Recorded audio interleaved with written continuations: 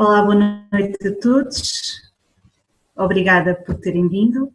A minha apresentação de hoje vai abordar o tema da liderança de uma perspectiva bastante diferente daquela que normalmente estamos habituados a ouvir falar.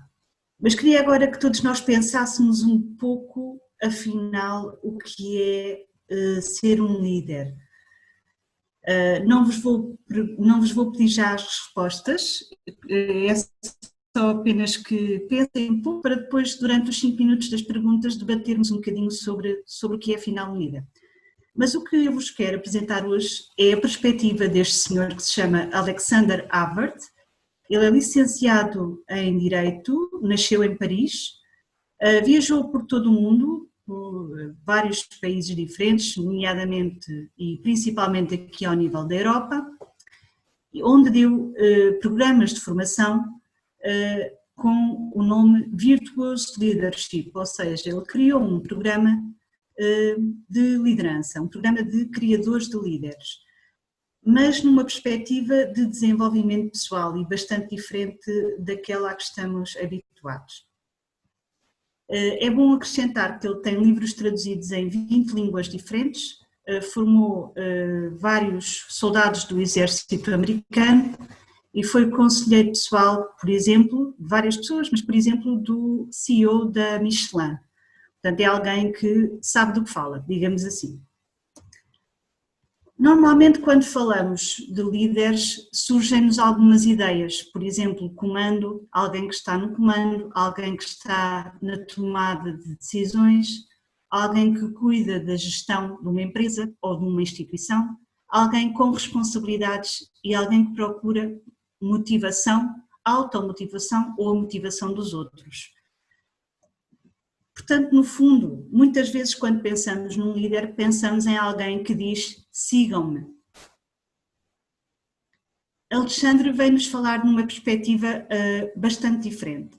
Vem-nos falar da liderança como um serviço aos outros, ou seja, o líder está no grupo para servir os outros e para trazer para fora a grandeza de cada um. Agora pergunto, será que a capacidade de liderança nasce connosco? Alexandre acredita que não. Acredita que cada um de nós, com a nossa personalidade, consegue criar um perfil de liderança diferente e que pode se conjugar com outros perfis de liderança, ou seja, no fundo, nenhum perfil de liderança acaba por ser melhor do que outro. Para explicar aqui o mecanismo do Virtuous Leadership, o temperamento é aquilo, no fundo, que nasce connosco, aquilo que é inato. As virtudes é aquilo que falta na nossa personalidade e que temos que desenvolver, e o desenvolvimento das nossas virtudes darão origem ao nosso caráter e ao nosso perfil de liderança. Vou agora falar-vos muito resumidamente dos principais temperamentos. O colérico é o temperamento normalmente associado ao líder nato, é uma pessoa autoritária, uma pessoa que normalmente não é muito bem vista dentro do grupo, muito focado no trabalho e que dificilmente ele consegue compreender os outros, ou seja, pode ser visto como alguém muito mandão, muito difícil de lidar, muito autoritário, e eu volto a lembrar que nenhuma destas personalidades é mais adequada ou mais positiva do que outra.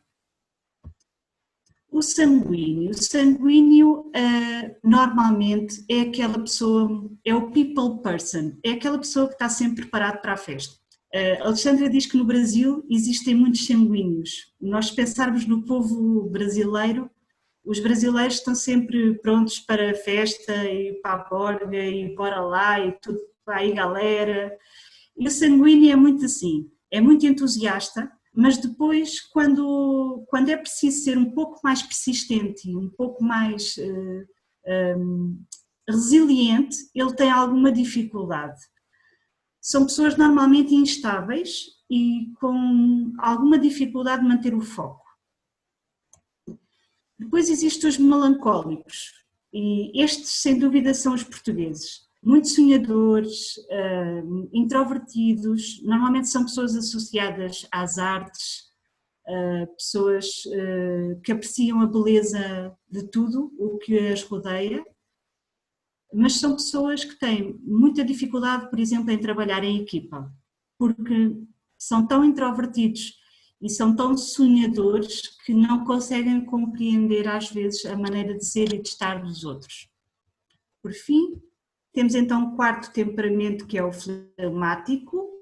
O fleumático é aquela pessoa que pode ser considerada uma pessoa fria com os outros. É uma pessoa que procura a paz, que não toma partidos. Numa discussão, normalmente é aquela pessoa que é o nem sim nem não, muito racional e normalmente é uma pessoa que é pouco ambiciosa.